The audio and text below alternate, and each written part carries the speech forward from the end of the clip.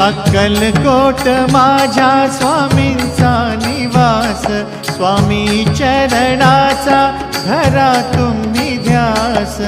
अक्कलकोट माझ्या स्वामींचा निवास, स्वामी चरणांचा धरा तुम्ही ध्यास. जारे जारे सारे स्वामी दर्शनाला, स्वामी पूजनाच्या सोहळ्याला, स्वामी पूजनाच्या सोहळ्याला.